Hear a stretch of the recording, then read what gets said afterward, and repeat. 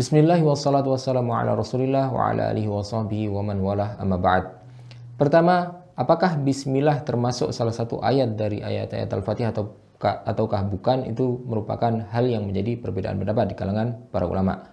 Mayoritas ulama dari kalangan Hanafiyah, Malikiyah dan juga Hanabilah menyebutkan bahwasanya basmalah itu bukan bagian dari surat Al-Fatihah, bukan dari 7 ayat yang berada dalam surat Al-Fatihah, tetapi merupakan ayat tersendiri terpisah dari surat Al-Fatihah.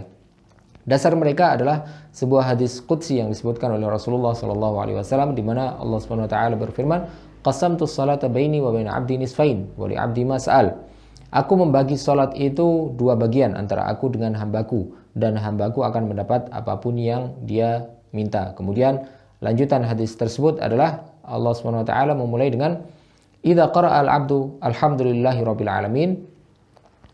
Apabila seorang hamba itu kemudian membaca alhamdulillahi rabbil alamin dan seterusnya, yang mana dalam hadis ini disebutkan bahwasanya Allah Subhanahu wa taala memulai pembagian salat yang merupakan Al-Fatihah, yang maksudnya adalah Al-Fatihah itu dengan lafaz alhamdulillahi rabbil alamin. Berarti bismillah itu bukan termasuk bagian dari surat Al-Fatihah. Tetapi dalam hadis lain disebutkan dengan jelas bahwasanya Rasulullah SAW bersabda, "Idza qara'tum alhamdulillah faqra'u bismillahirrahmanirrahim." Jika kalian membaca alhamdulillah, yang maksudnya adalah Al-Fatihah, maka bacalah bismillahirrahmanirrahim. Innaha ummul kitab wa sab'ul mathani, karena Al-Fatihah itu adalah ummul kitab dan juga sab'ul mathani, 7 ayat yang diulang-ulang. Wa bismillahirrahmanirrahim ihda ayatiha, dan bismillahirrahmanirrahim adalah salah satu ayat dari ayat Al-Fatihah. Dan inilah yang menjadi pendapat dalam madhab Syafi'i yang menyebutkan bahwasanya Al-Fatihah itu merupakan bagian dari surat bismillahirrahmanirrahim, itu adalah merupakan bagian dari surat Al-Fatihah yang harus dibaca ketika sholat. Jika ditinggalkan maka sholatnya tidak sah. Adapun apakah ketika kita sholat itu, ketika menjadi imam itu, apakah kita membaca bismillah dengan keras ataupun tidak, ini juga menjadi perbedaan pendapat, yang mana perbedaan pendapat ini juga bersumber dari perbedaan pendapat sebelumnya. Karena dalam hadis-hadis yang ada, kebanyakan hadis menyebutkan bahwasanya Rasulullah SAW ketika mengimami, beliau tidak membaca bismillah, sebagaimana yang disebutkan oleh Anas ketika beliau menceritakan, "Shalaitu khalfan Nabi sallallahu alaihi wasallam wa Abi Bakar wa Umar wa Utsman fakanu yastaftihuna bilhamdulillahi rabbil alamin." Aku senantiasa salat di belakang berjamaah bersama Rasulullah, bersama Abu Bakar, Umar dan juga Utsman. Mereka ketika salat, mereka senantiasa memulai bacaan yang didengar oleh para makmum, memulai bacaan itu dengan lafaz alhamdulillahirabbil alamin. Bahkan disebutkan juga dengan jelas la yadhkurun bismillahirrahmanirrahim. Mereka tidak membaca bismillahirrahmanirrahim. Dalam riwayat lain, dalam riwayat Ibnu Khuzaimah disebutkan bahwasanya dengan lafaz yusirruna, mereka membaca tetapi tidak membaca dengan keras lafaz bismillahirrahmanirrahim tersebut. Jadi dari sini para ulama kemudian berbeda pendapat juga, apakah basmalah itu dijaharkan atau tidak.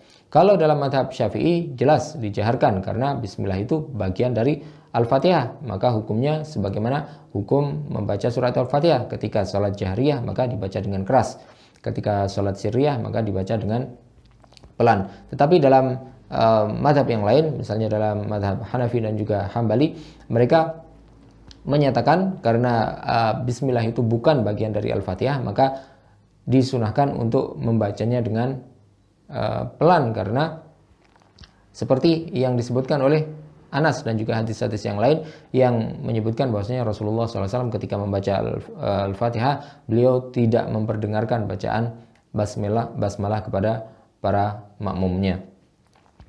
Adapun jika misalnya kita salat berjamaah, imam dengan makmum berbeda madhab atau berbeda yang diyakini apakah bismillah itu bagian dari Al-Fatihah atau tidak, maka perbedaan seperti ini tidak akan berpengaruh kepada sholat makmumnya. Jadi misalnya imam berpendapat bahwasanya atau mengikuti madhab yang menyatakan bahwasanya bismillah itu bukan bagian dari Al-Fatihah, sementara makmum bermadhab Syafi'i yang mewajibkan orang yang sholat untuk membaca basmalah.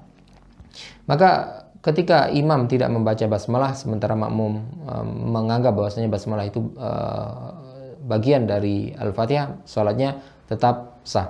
Dasarnya adalah Rasulullah SAW memerintahkan kepada kita untuk sholat di belakang pemimpin, di belakang penguasa, di belakang pemerintah, meskipun mereka zalim, meskipun mereka salah. Bahkan beliau juga menyatakan yusalluna lakum, mereka akan sholat untuk kalian, mereka akan sholat mengimami kalian.